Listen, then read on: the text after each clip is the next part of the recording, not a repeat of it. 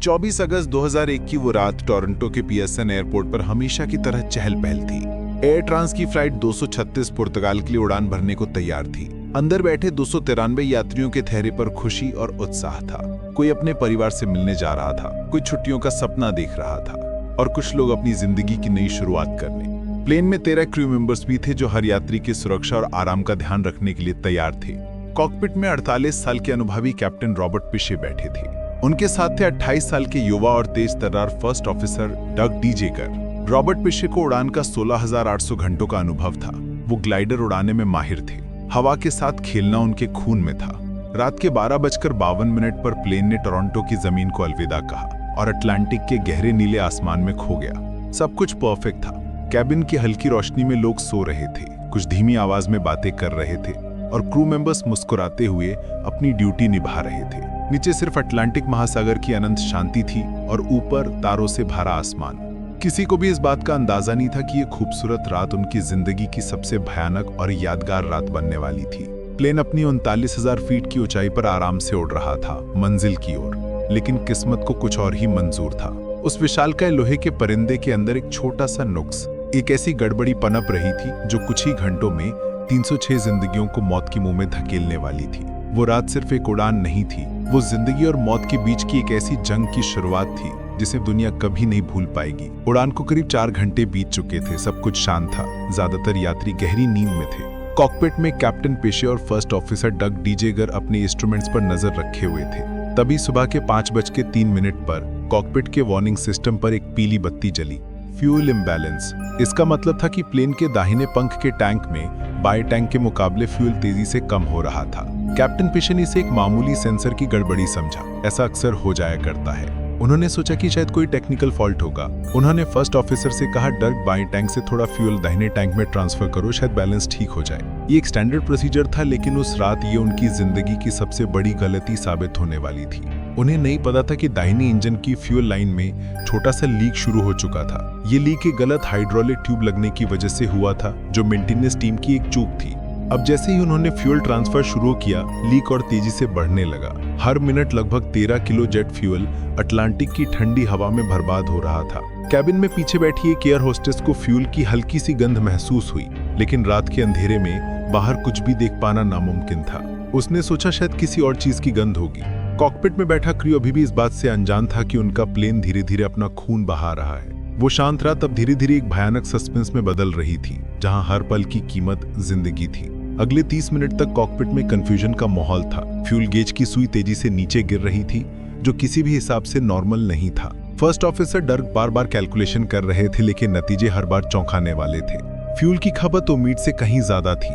उन्होंने कैप्टन से कहा, सर कुछ तो बहुत गड़बड़ है। फ्यूल इतनी तेजी से कम हो रहा है जैसे कोई इसे पी रहा हो। मुझे लगता है कहीं लीक है। कैप्टन पिशे अभी भी पूरी तरह यकीन नहीं कर पा रहे थे, लेकिन उनके माथे पर चिंता की लकीरें गहरी हो गई थी। उन्होंने रिस्बन की तरफ बढ़ते रहने का फैसला किया, क्योंकि बीच समंदर में उनके पास कोई और चारा नहीं था।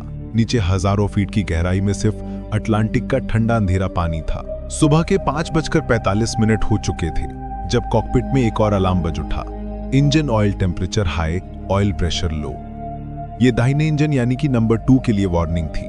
फ्यूल लीक की वजह से इंजन के पुर्जों को लुब्रिकेट करने वाला तेल भी लीक हो रहा था। अब स्थिति हाथ से निकल रही थी।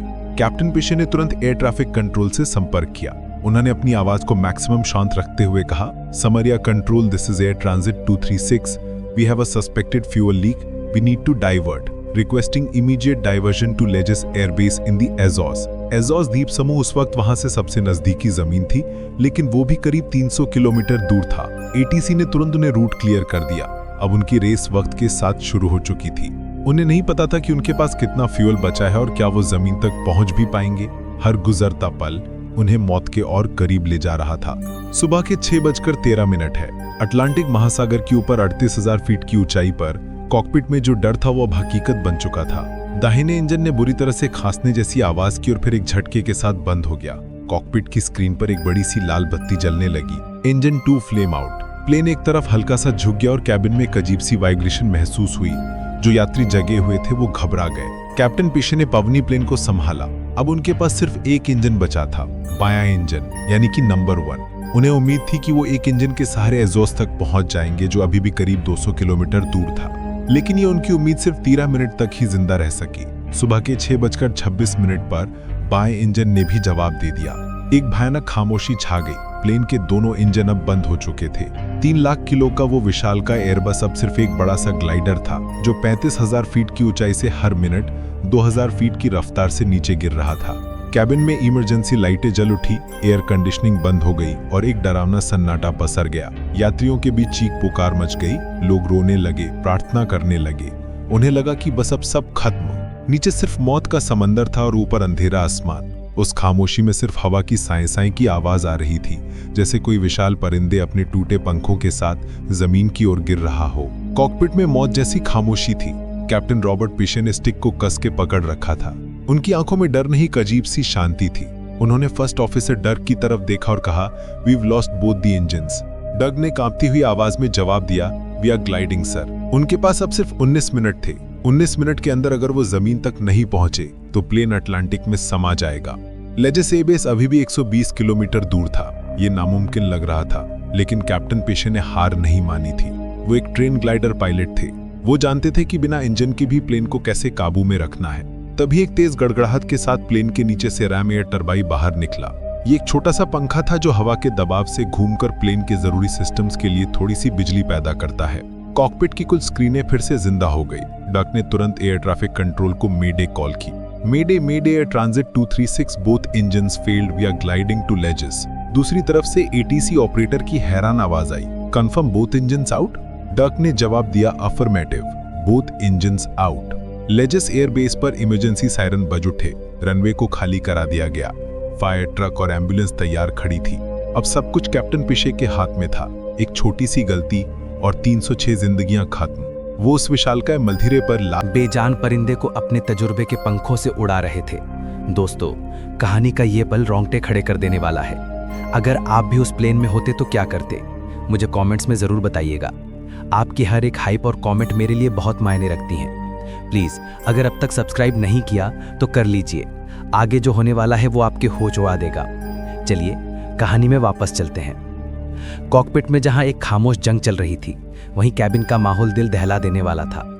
इमरजेंसी लाइटों की पीली रोशनी में यात्रियों के चेहरे पर खौफ साफ दिख रहा था। इंजन की आवाज बंद होते ही सब समझ गए थे कि कुछ बहुत बुरा हुआ है। बच्चे रो रहे थे। उनकी माँ उन्हें सीने से लगाकर चुप कराने की नाकाम कोशिश कर रही थी। कुछ लोग अपनी सीट पर सिर झुकाए प्रार्थना कर रहे थे। कुछ ने अपने प्रियजनों के लिए छोटे छोटे अलविदा नोट लिखने शुरू कर दिए थे। हवा का दबाव कम होने से लोगों के कानों में दर्द हो रहा था। कैबिन क्रू अपनी जान की परवाह किए बिना लोगों को शांत रहने के लिए कह रहा था। वो बार बार चिल्ला रहे थे, "fasten your seat belts, stay calm, put your head down." एक एयर होस्टेस ने बाद में बताया, "हमें नहीं पता था कि हम बचेंगे या नहीं, लेकिन हमारी ट्रेनिंग यही थी कि आखिरी सांस तक यात्रियों को हौसला देना है।" एक यात्री ने अपनी खिड़की से बाहर झांका। उसे सिर्फ अंधेरा और नीचे चांद की रोशनी में चमकती समंदर की लहरें दिखीं। उसने मान लिया था कि ये उसकी जिंदगी के आखिरी पल हैं। उसने अपनी पत्नी का हाथ कस के पकड़ लिया और आंखें बंद कर लीं। उस प्लेन में हर कोई अपनी जिंदगी की फिल्म को अपनी आंखों के सामने देख रहा था। वो डर, वो बेबसी और वो अपनों से बिछड़ने का खौफ शब्दों में बयां नहीं किया जा सकता। वो सिर्फ एक प्लेन नहीं था, वो 306 धड़कते हुए दिलों का एक तैरता हुआ ताबूत बन चुका था, जो हर पल अपनी कब्र की ओर पड़ रहा था। कॉकपिट में कैप्टन पीछे किसी योगी की तरह शांत थे। उनका पूरा ध्यान प्लेन के ग्लाइडिंग एंगल और स्पीड पर था। उन्हें पता था कि अगर स्पीड ज्यादा हुई तो प्लेन तेजी से नीचे गिरेगा और अगर कम हुई तो वो स्टॉल होकर गिर सकता है। उन्होंने प्लेन को 280 नॉट्स यानी करीब 550 किलोमीटर प्रति घंटा की स्पीड पर बनाए रखा। ये एक परफेक्ट ग्लाइडिंग स्पीड थी। फर्स्ट ऑफिसर डिर्क लगातार उन्हें ऊंचाई, दूरी और हवा की दिशा के बारे में जानकारी दे रहे थे। Altitude 18,000 feet, distance 60 nautical miles. Dirk की आवाज कॉकपिट में गूंज रही थी। कैप्टन पीछे मन ही मन हिसाब लगा रहे थे। हर एक फुट की ऊंचाई कीमती थी। वो जानते थे कि उन्हें इस ऊंचाई को दूरी में बदलना है। उनका सालों का ग्लाइडिंग का अनुभव आज 306 लोगों की जान बचाने वाला था। उन्होंने हवा के बहाव का इस्तेमाल करते हुए प्लेन को एक ऐसे रास्ते पर डाल दिया जहां वो कम से कम ऊंचाई खोकर ज्यादा से ज्यादा दूरी तय कर सके। ये किसी जादू से कम नहीं था।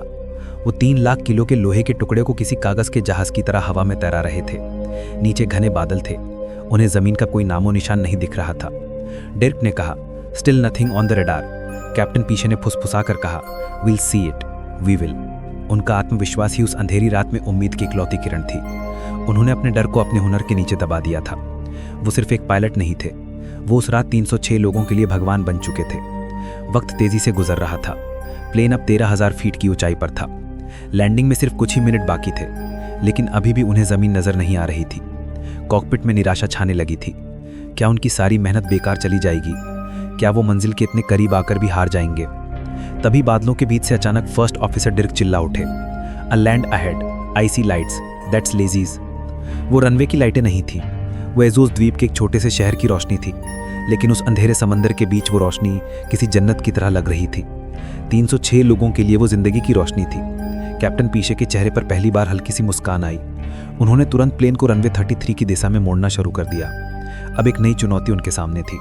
बिना इंजन के, बिना हाइड्रोलिक पावर के लैंडिंग करना लगभग नामुमकिन था। उन्होंने डिर्क से कहा, गियर डाउन। डिर्क ने जवाब दिया, sir, hydraulic pressure is too low, gear may not lock. Captain ने बिना एक पल गवाए कहा, डू इट मैनुअली। दोनों ने मिलकर मैनुअल सिस्टम से लैंडिंग गियर को नीचे किया। गियर नीचे आने की ठक की आवाज़ उस खामोश कॉकपिट में सबसे सुकून देने वाली आवाज़ थी। अब प्लेन लैंडिंग के लिए तैयार था, लेकिन कैप्टन पीछे जानते थे कि यह कोई नॉर्मल लैंडिंग नहीं होगी, ये कंट्रोल्ड क्रैश जैसा होगा। दोस्तों, बस कुछ ही पल में ये प्लेन जमीन पर उतरने वाला है। क्या वो बच पाएंगे? मुझे पता है आपकी भी सांसें रुकी हुई हैं। अगर कहानी आपको पसंद आ रही है तो प्लीज़ चैनल को सब्सक्राइब करके इस सफ़र का हिस्सा बने। आपके लाइक, कमेंट और हाइप मुझे ऐसी ही रोंगटे खड़े कर देने वाली सच्ची कहानी आप तक लाने के लिए मोटिवेट करते हैं। चलिए देखते हैं आगे क्या होता है। प्लेन अब सिर्फ 2000 फीट की ऊंचाई पर था। द्वीप की रोशनियां साफ नजर आ रही थी। एयर ट्रैफिक कंट्रोल से आखिरी संदेश आया, transit 236, you are clear to land runway 33, all emergency units are standing by. Captain Piche ने इंटरकॉम पर अपनी शांत लेकिन दृढ़ आवाज में कहा, brace for landing. Cabin crew ने एक साथ चिल्लाकर यात्रियों को निर्देश दिया, ब्रेस ब्रेस ब्रेस। लोगों ने अपनी आंखें बंद कर लीं, सिर सीटों के बीच झुका लिए और उस आखिरी झटके का इंतजार करने लगे। सुबह 7:04 पर एयरबस A330 का भारी भरकम शरीर लगभग 370 किलोमीटर प्रति घंटा की रफ्तार से लेजीज एयरबेस के रनवे से टकराया। टचडाउन बहुत हार्ड था।